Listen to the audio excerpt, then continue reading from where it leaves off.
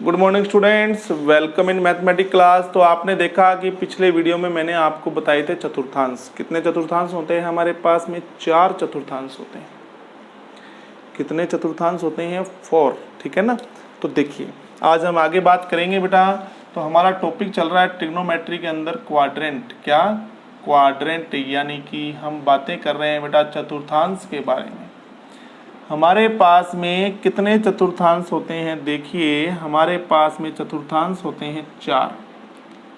ये देखिए 4 कौन कौन से। ये सारी बातें बहुत अच्छे से बता चुका हूँ पिछले वीडियो में, मैंने 2-3 बार रिपीट किया था। कुछ बच्चे बड़े रोजाना मेरे पास कॉल आता है कि सर बुक्स ले लें क्या? बेटा देखो 10th क्लास तक तो आप चलते हो बुक के आधार पर, कि जो आपकी 11th और 12th है ना, ये हम बुक के आधार पे नहीं चलते हैं। अभी मैं बुक का प्रयोग नहीं कर रहा हूँ। हमारा काम है सबसे पहले आपका बेसिक क्लियर करना। अगर आपका बेसिक क्लियर हो गया ना, तो यही आपका 11th और 12th का सिलेबस आपको इतना आसान लगेगा कि आप आइडिया नहीं लगा सकते। ठीक है। तो हमारा सबसे पहले मोटिव यही है कि हम आपको सिर्फ बेस क्लियर करवाएंगे। ठीक है ना। तो इसलिए आप सब बच्चे किताबों की तरफ न भागें, सिर्फ बेस की तरफ देखें। हमारा बेस क्लियर होना चाहिए। ठीक है ना। तो देखो 4 तरह के बेटा चतुर्थांश होते हैं हमारे पास, फर्स्ट, सेकंड, थर्ड, फोर्थ। ठीक है ना। और मैंने आपको बताया था जो कोण 0 डिग्री और 180 डिग्री के बीच के कोण होंगे वो कहलाएंगे हमारे प्रथम चतुर्थांश के। सेकंड चतुर्थांश में जो कोण 90 डिग्री और 180 डिग्री के बीच में होंगे वो सभी कोण कौन से चतुर्थांश में आएंगे? तृतीय में। और जो कोण 180 से बड़े और 270 से छोटे होंगे कौन से चतुर्थांश में आएंगे? तृतीय में। और जो कोण 270 से बड़े और 360 से छोटे होंगे वो आएंगे हमारे फोर्थ क्वाड्रेंट में। ठीक है। इसको बोलते हैं 0 डिग्री लाइन, ये हमारी होती है 90 डिग्री लाइन, ये होती है हमारी 180 डिग्री लाइन, ये होती है हमारी 270 डिग्री लाइन, और ये होती है हमारी 0 डिग्री को ही बोलते हैं 360 डिग्री लाइन। ठीक है जी। तो अब देखिए ये मैंने आपको क्वाड्रेंट की जो लिमिट थी ना वो मैंने आपको याद करवा दी थी पिछले वीडियो में। तो आज मैं आपसे पूछता हूँ, चलो देखो आप मुझे ये बताइए कि जो 55 डिग्री है ये कौन से चतुर्थांश में होगा? आपसे कोई पूछ ले कि 55 डिग्री कौन से चतुर्थांश में होगा, तो आप कहेंगे सर 55 डिग्री तो प्रथम चतुर्थांश में होगा, क्योंकि ये देखो 90 आना चाहिए ना। 0 और 90 डिग्री के बीच के सभी कोण प्रथम चतुर्थांश में होते हैं। 0 डिग्री और 90 डिग्री के बीच के सभी कोण कहाँ होते हैं? प्रथम चतुर्थांश में। तो बताओ 55 डिग्री इस लिमिट के अंदर आ रहा है कि नहीं आ रहा है? तो बताओ कौन से चतुर्थांश में होगा? प्रथम में। तो आप कहेंगे सर ये हमारा 55 डिग्री होगा फर्स्ट क्वाड्रेंट में। किसमें बेटा? फर्स्ट क्वाड्रेंट में, राइट। इसी तरह से अगर आपसे कोई पूछ ले कि बताइए 120 डिग्री कौन से चतुर्थांश में होगा, तो आप कहेंगे सर 120 डिग्री तो हमारा जो सेकंड चतुर्थांश है इसमें होगा। क्यों? क्योंकि सेकंड चतुर्थांश में आने वाले कोण हमेशा 90 और 180 के बीच में होते हैं। और 120 डिग्री जो है बताओ 90 और 180 के बीच में है कि नहीं है? तो आप कहेंगे सर बिल्कुल है। तो ये हो गया हमारा सेकेंड क्वाड्रेंट। क्या हो गया बेटा? ये हो गया हमारा सेकेंड क्वाड्रेंट। फिर देखिए हम बात करते हैं बेटा 135 डिग्री की। चलो आप बताओ 135 डिग्री कौन से चतुर्थांश में होगा? तो आप कहेंगे सर 135 भी तो सेकंड में ही होगा, क्योंकि 135 भी तो 90 और 180 के बीच में ही तो है। क्यों? बात समझ गए आप मेरी बात? चलो आप इसी प्रकार मुझे ये बताओ कि 220 डिग्री कौन से चतुर्थांश में होगा? तो आप कहेंगे सर 220 डिग्री तो जो है वो 180 और 270 के बीच में है, और 180 और 270 के बीच में है, तो इसका मतलब थर्ड चतुर्थांश में होगा। किस में होगा?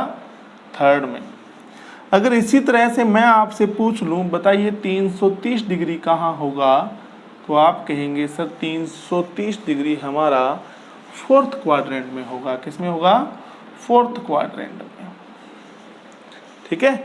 कहाँ होगा बेटा? फोर्थ क्वाड्रेंट में। बात आगे समझ में? इस तरह से बेटा आपको आइडिया लगाना है कि कौन सा कौन से चतुर्थांश में होगा। तो सभी चतुर्थांशों की जो लिमिट है, सीमाएं जो है मैंने आपको लिखवा रखी हैं, ठीक है ना। यानी 90, 0 और 90 के बीच के सभी कोण आएंगे प्रथम के अंदर, 90 और 180 के बीच के सभी कोण आएंगे सेकंड के अंदर, और 180 और 270 के बीच में आएंगे थर्ड, ठीक है, और 270 और 360 के बीच के कोण आएंगे फोर्थ के अंदर, ठीक है। चलिए अब थोड़ा सा एक्स्ट्रा देखिए, ये तो आपको साफ दिख रहा था। चलो आप मुझे ये बताओ कि 390 डिग्री कोण कौन से चतुर्थांश में आएगा? हाँ मुझे बताइए कि 480 डिग्री कोण कौन से चतुर्थांश में आएगा? समस्याएं चालू हो गई हैं आपके सामने, ठीक है। आप मुझे ये बताइए कि 510 डिग्री कोण कौन से चतुर्थांश में होगा? ठीक है, आप मुझे ये बताइए कि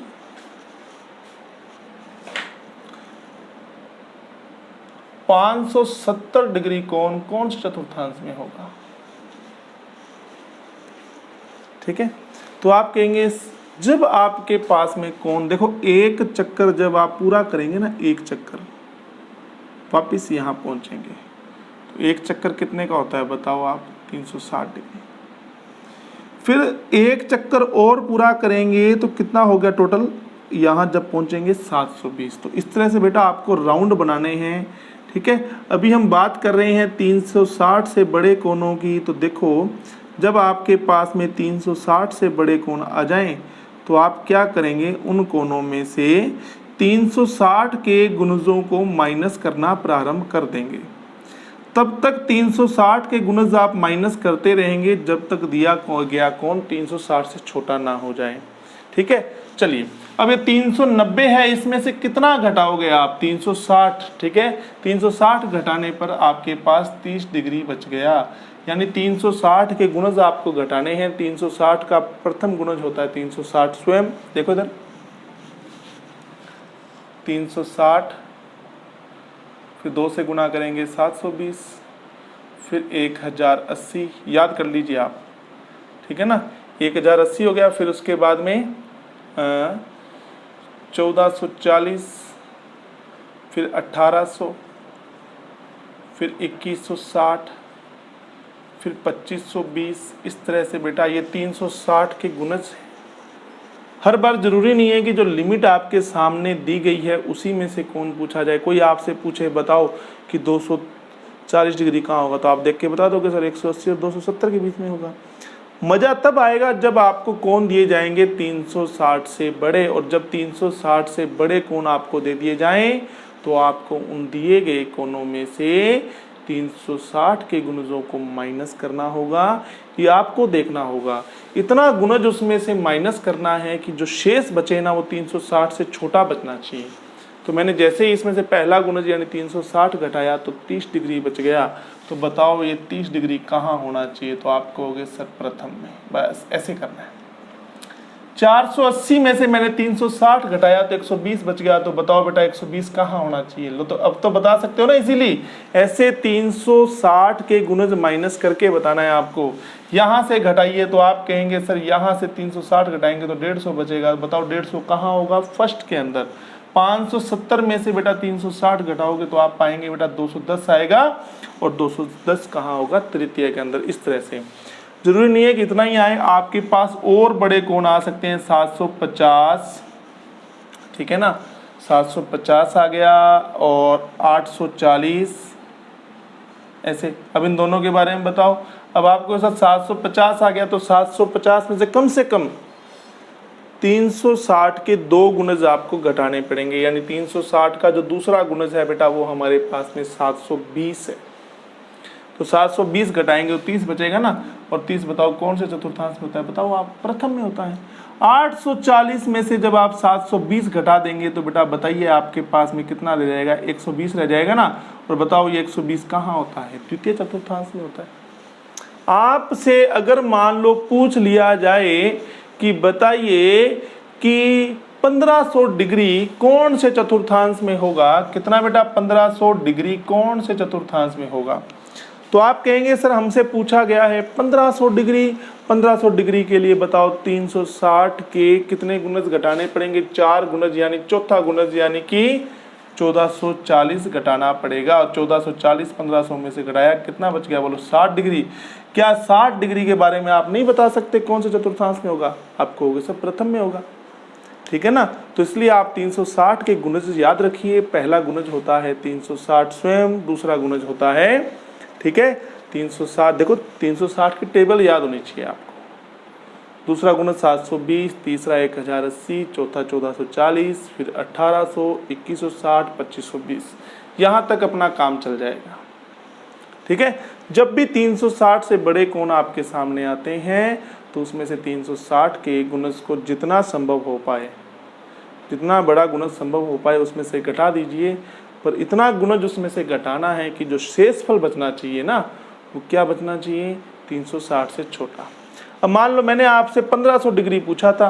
अब 1500 में से आप यदि 1500 ना घटा करके आप इसमें से 1080 घटाते, कितना घटाते? मान लो 1080। जब आप 1080 इसमें से घटाएंगे तो बताइए बेटा कितना बच गया? 520। कोई मतलब नहीं है। अब और घटाओ 360, ठीक है ना। यानी कि तब तक 360 के गुणज को आपको घटाते रहना है जब तक शेष बचने वाला 360 से छोटा ना हो जाए। तो इसीलिए मैं कह रहा हूं कि दिए गए कोण के अनुसार बड़े से बड़ा 360 का गुणज घटाइए, जिससे जो शेषफल बचे वो 360 से छोटा बचे। और जब 360 से छोटा बचेगा तो इस 360 तक की जो रेंज आपको लिखवाई गई है, इसके हिसाब से आप उसका चतुर्थांश बता सकते हैं। तो ठीक है बेटा, आज के लिए धन्यवाद, थैंक यू। फिर मिलते हैं नई वीडियो के साथ।